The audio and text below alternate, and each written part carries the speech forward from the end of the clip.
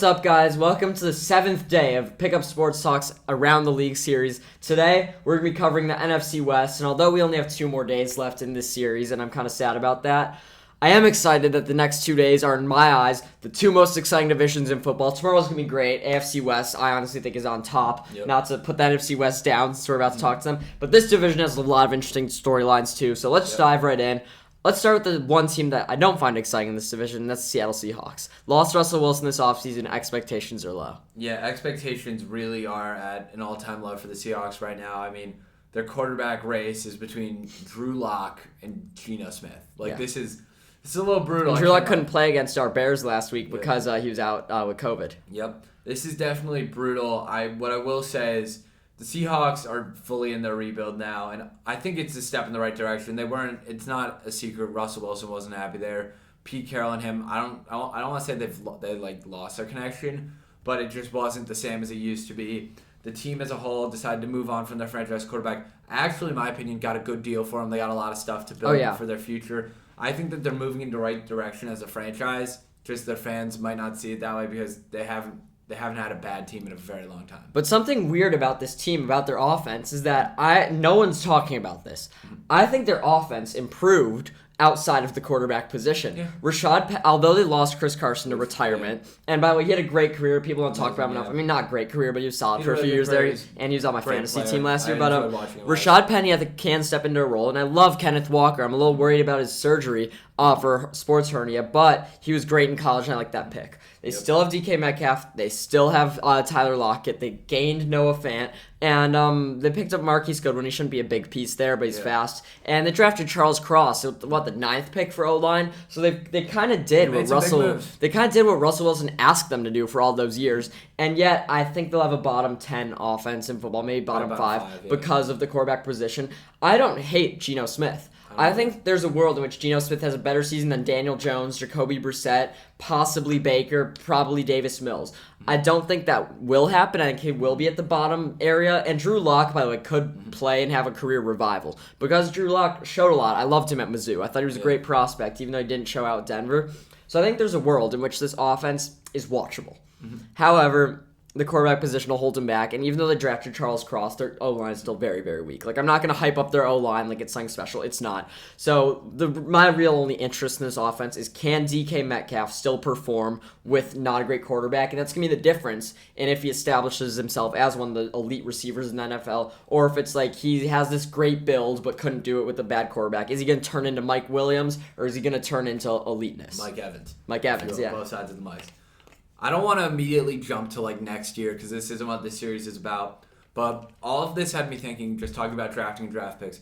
They really, if this year is a scrap, it wouldn't even be the worst thing ever. They get a good pick. Who knows? How about, I was about to say, Bryce Young. I think this team can compete in a few years if they do that. And just not to skip over the defense, but just talk about their record. Yeah. I have a tier of so I predicted the Bears to get 5 wins, predicted the Giants to get 5 wins, I predicted the Lions to get 5 or 6, and the Falcons to get 4. So those are the worst records in the NFC. But I think the Seahawks are going to be down there with 4 or 5. So that could produce good draft pick. And the AFC is much stronger. I think I had Houston going over and getting 5. I had Jacksonville getting 5. And other than that, I don't think there were any other really weak teams in the AFC. So the Seahawks, I think, in my eyes, are the second worst team in football, maybe third. But it's completely fine, just because which is good. If you're a Seahawks fan, you want a top 2 pick. I have the draft order next year: Atlanta 1, Seattle 2, and that'll be great. If they could get Stroud or Bryce Young, that'll be great for them. So I know I kind of just went straight to the record prediction. Brad, you could go with one before we talk about the defense. I'm also taking the under for Seattle. But with that being said, it's winning less games to move in the right direction. Of course, just like our Bears. I think they'll finish worse than our Bears. Their defense, nothing there. Jamal Adams has almost has definitely gone down a peg. Lost Bobby Wagner in the offseason. Yeah, so I think he's going to ask for out after next year. Quandre Diggs kind of has name value, but isn't anything special. So their defense is going to be really weak, and that's going to lose them games because you're looking in their division. The Niners, whether Lance is good or not, are going to have good offense. The Rams have one of the best offenses in football, and the Cardinals, like we're about to talk about them. They have DeAndre Hopkins, and by the way, they do not. 11 games with DeAndre Hopkins. I know, but they play Seahawks once with Hopkins, once without. Yep. They have Rondale Moore. They have Marquise Brown. They have James Conner. Like that offense is good. So I think there's a real world in which Seattle goes 0-6 in division,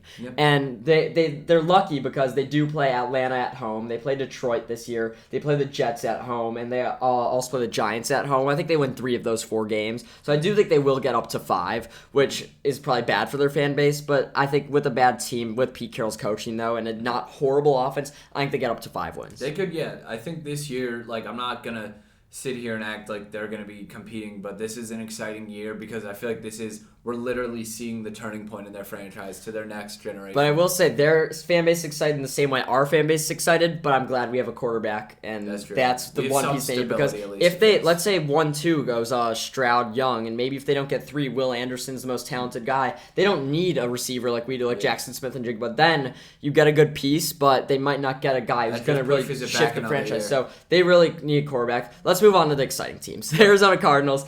I was talking about at the end of last season, I liked them more than the Niners. Now I'm a little lower on them. So let's start with expectations. I was high on them. Now I'm not. I think they should, though.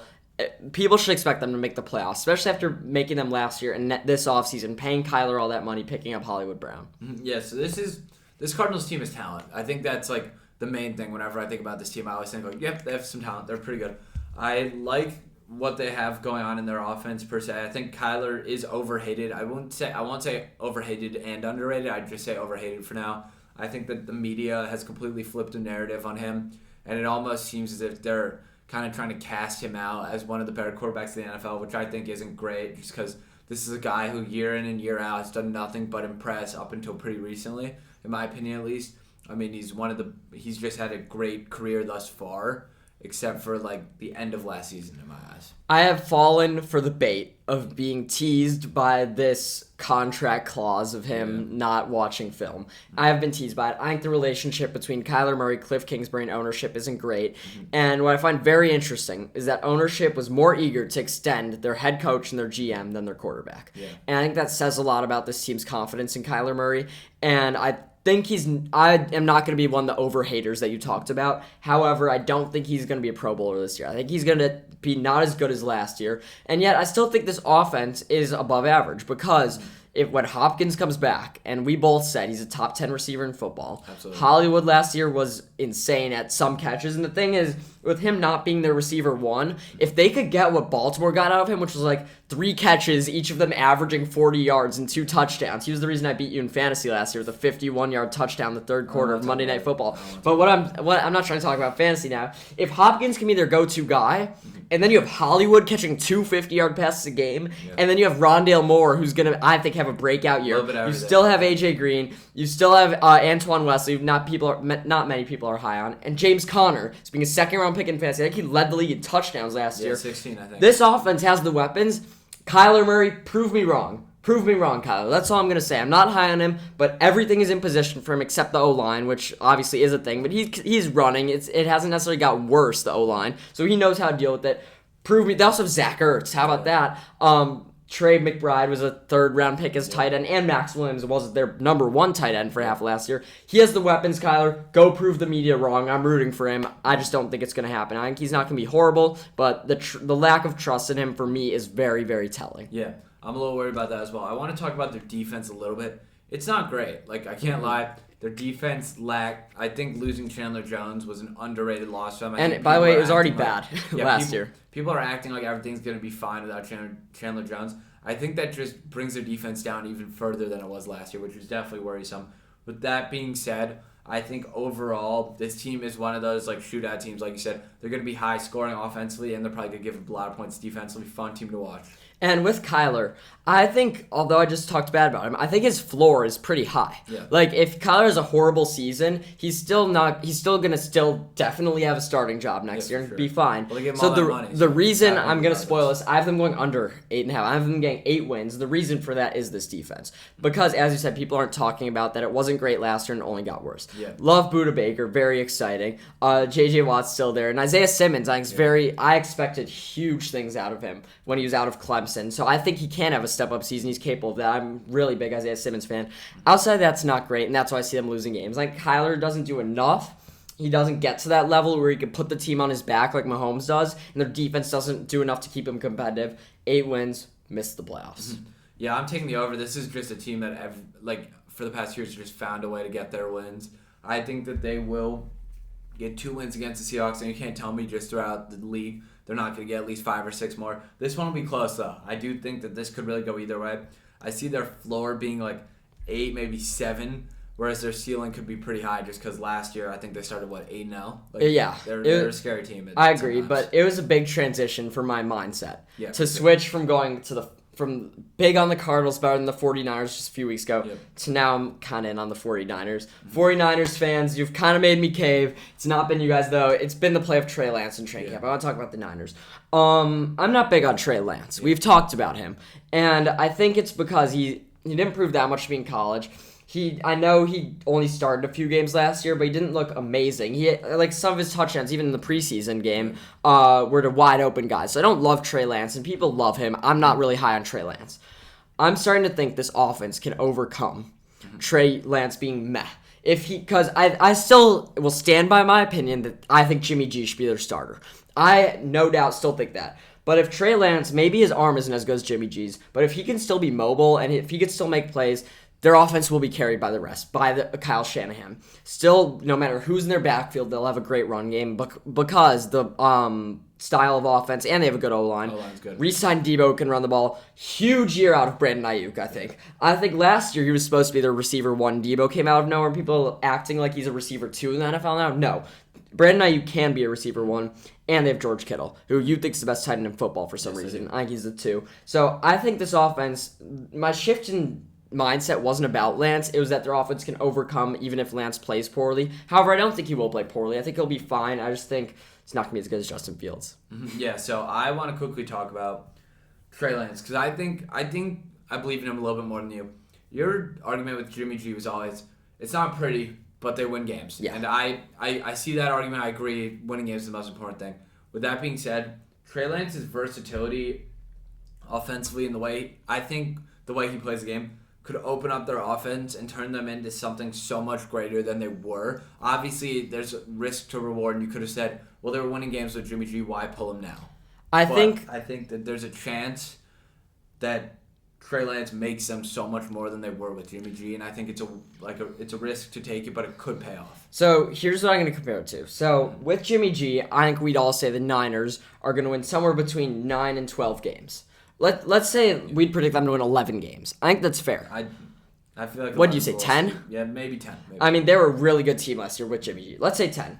Trey Lance, if he's great, I think they win 12. Yeah. If he's bad, they could win 6. Their ceiling gets higher with Trey Lance. Risk. Their ceiling gets higher with Trey Lance. Their floor gets lower. But I think their floor gets lower by a greater amount than their ceiling gets higher, if that makes sense. Sure. And I don't think we're at the point where they can't win a Super Bowl with Jimmy G. I think they can be better than the Rams, Jimmy G. I think the Buccaneers are weak. They can make it back there with Jimmy G. But if they want to win it, Trey Lance might give them a better chance at his peak. I just wish they could do it in a way without alienating. Just worried about his floor. It's just a shame they couldn't have done it without alienating Jimmy G. Yeah. Because if they could ask him back if Lance is bad, and my prediction is that Lance isn't going to get them to the top of the ceiling. And I think although he's not going to hit his floor, I don't think there's going to be a point. I don't think Trey Lance gives them a better opportunity to win 12 games than Jimmy G. I would take Jimmy G all day to win more games. And obviously, it maybe gives them a better chance at a Super Bowl, and that's all Niners fans want. I would have stuck with Jimmy G. Mm-hmm. It's something to think about for sure because the truth is that they're kind of opposites in the sense that Trey Lance is a very flashy quarterback. He shows a ton of promise and really does a little bit of everything. His ceiling's very, very high, whereas Jimmy G is just kind of your guy that'll win you some games. It won't be pretty. Might have more turnovers than touchdowns, but who knows at the end of the day. I think that the 49ers almost could be more suited for a quarterback like Trey Lance, though, just based on the weapons. I mean, they could use anyone because they have the weapons to compensate for a non-mobile quarterback, and they also have the weapons that getting a mobile quarterback would just make them ultra scary. But what's interesting is how much we talk about the Niners QB situation for the team that I think it's least important for. Everything's about the coaching, everything's about the scheme, and their defense does a ton. I mean, look in Green Bay last year, they shut them down. I know it was a snow game, but they shut the MVP down in his home stadium to advance. That wasn't about Jimmy G. That was about their defense. And I want to talk about it a little bit. Nick Bosa, I think, is better than Joey Bosa, first off. I think he's one top pass rusher in the league. I think you could put Watt, Garrett, and Aaron Donald in him. That's it. Javon Kinlaw, I also think is an underrated. I think he plays nose tackle. I'm not sure. And their secondary is not bad. There's not necessarily big names there, but you seem to see them year in and year out not being good against the pass. Yeah. And Fred Warner, obviously. I don't have to say anything about Fred Warner. He's the best linebacker in football, and he's getting paid like it for a reason. Yeah. So the Niners everywhere are solid. It's going to come down to Trey Lance this year. I don't think he's going to be the main guy there. I think they will do well in division. I think they beat the Rams once. I think they beat Seattle twice. I think they might beat Arizona twice. So that should get them wins. But I think late game, Trey Lance is going to struggle. I do not think Trey Lance, I think going into next year, there's still going to be questions unanswered. I think the 49ers go over and win 10 games this year. But I do not think Trey Lance is going to prove that he can win late game. Yeah, I got them winning 9. I think that this is going to be a huge year for them, like you said.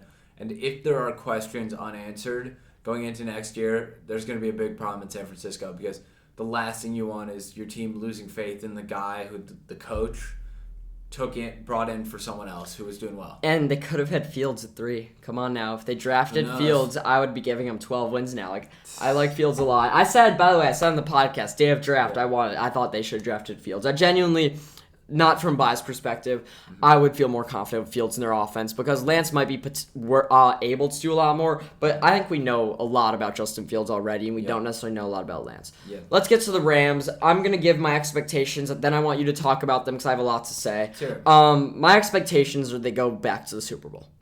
Okay. Those are pretty high. Okay. It's pretty steep, but I think that's the type of team they are, and I think that's the type of team they need to be. Yeah, so, mind you, and by the way, what was your Niners record? My Niners playoffs record, or no? 9 wins. No, wild card. Okay. Rams expectations. Sorry to throw you off track. Yeah, you caught me off guard there. Rams expectations. If Stafford's healthy, huge caps lock if. If Stafford's healthy, I see them getting back to the Super Bowl. If his ramen noodle arm does not stay healthy this year, he might need freaking Tommy John surgery, Spencer. Like a pitcher. He's a quarterback, not a pitcher. I can't see them having the same success with their backup. Obviously, 20 like every team in the league couldn't have the same success with their backup. What kind of statement is that? With that being said, though, I think of all the teams being in, they're probably in the best position to do decently well with their backup. I don't even know who it is. It Jordan Walford? I think it's John Walford. Yeah. John Walford. Yeah. They won games with him last year. I was gonna say, I think that even with him, they could still win 6 games, but they need Stafford if they want to go name a team that's competing that if their quarterback went down, they wouldn't be fine. 49ers. And 49ers. Okay. Jimmy G. And they're better with Jimmy G. And Stafford, I think, yes, his arm might be an issue, but McVay kind of, I think, was just being really honest because that's the kind of guy McVay is. And Stafford's not very mobile, and they have a solid O-line. Yeah. So I think that's not that big of an issue. We could go on about hypotheticals all day. It's not going to matter. What I know about this team is that they are going back to the Super Bowl this year. I am making the statement now, and they're not winning it. Yeah. So here's why. First, competition. Yeah. Don't like the Bucs this year whatsoever. No other team in their division is making it. Don't like any team in the East at all to make it the Super Bowl. And I hate the North. No one in the NFC is making a run at them. Maybe the Niners can. And the Bucs I have going to the NFC Championship, but I don't think they're best because the Rams are just tiers above them. On both sides of the ball, you could say. Cam Akers coming back. And run game is a big part of their offense, along with they still have Henderson if he goes down again. Cooper Kupp is the best receiver in football. He just had the best season in NFL history. Allen Robinson is an upgrade from Woods, and although majority of last year anyways. Although Odell was better than Robinson, and he did make a huge difference, did go down in the second half of the Super Bowl. Yeah. Van Jefferson's taking a step up in the year. Their O-line is solid. It's not great, but it does the job. And I just think if Stafford can stay healthy, which isn't if, they will repeat, and their defense, their strength, and everything just comes together there with McVay. Like I don't even feel like I have to talk about them. This is exactly how I feel about the Bills. Yeah. What am I gonna say that you don't know? Yeah. We know what we're getting with the Los Angeles Rams. We know they won the Super Bowl last year, and they might have got better this year. How about Bobby Wagner? Yeah. People are talking about losing Von Miller. They picked up Bobby Wagner. He's better than Von Miller. And I just don't see why I even have to make an argument for why there's no doubt they're going back in my eyes. I don't see a world in which another team that is something I'm so confident in. You could pull this clip up when the Niners demolish them. Who knows? And I'm a big Niners guy. I don't see a team close to the Rams in the NFC. I see them up here and everyone else down here. Yeah, the Rams just truly have a level of talent that's unlike any other team in the NFC. I think that their biggest, and you're gonna laugh at me for saying this, their biggest enemy is themselves. If their injuries. Akers has been hurt. Henderson's been hurt. Cup's been hurt. A ton. Allen Robinson last year. Stafford has the arm. Van Jefferson's questionable. Leonard Floyd, Jalen Ramsey. And by the way, we didn't even mention the names on their defense. We don't even need to mention them. Everyone knows they have the two best players. Yeah. On the defensive side of the ball. Jalen Ramsey's probably the best corner in the league, and Aaron Donald's the best player in the league. They're ridiculous, honestly. You know how I feel. We're going to stop rambling about how good the Rams are. Oh, over. Over for me. The over-under is 10.5. I have them winning 13 games. Yeah, I have the over as well. Actually, I don't have them winning 13. I have them winning 12. I think that this team could potentially just annihilate everyone in their path this season. You know what? I'm never going to wish on an injury, but an injury would make it interesting in the NFC. Yeah. I don't want to see that happen for sure. I'd be happy seeing the Rams dominate, but I want to see chaos this year. And in the AFC, we are getting chaos. In the NFC, I cannot say the same. Last word, Brandon. I have Rams 13 wins, Niners getting the playoffs, Cardinals 8 wins, but with a chance. Seahawks fans, hope you get the top 2 pick. I'll see you guys when you get Stroud or Bryce Young, potentially. But I don't think they will. Yeah, no. Who knows? Yeah, the Rams are just going to dominate this division. Be on the lookout for the 49ers for a wild card potential. Oh, yeah, for sure. So, thank you guys for tuning in. Tomorrow's the last day. Should be huge. Best division in football. I think this one's going to be interesting, too, though. Both Wests are good. And yeah, we still have to make our playoff predictions. That episode will come in a few weeks, but I kind of spoiled it today about the Rams going to the Super Bowl and losing. But I don't see any other team in the NFC, and I don't know how other people can, you with your don't bet against Brady stuff. That was 2 years ago. Okay, who do you have going to the Super Bowl in the NFC this year? Who do you think? Okay. Thank you guys for listening in. Check out our video tomorrow and let us know in the comments if you have any feedback. Yeah, for sure. Just keep tuning in, keep liking, make sure to subscribe if you haven't already. Thanks.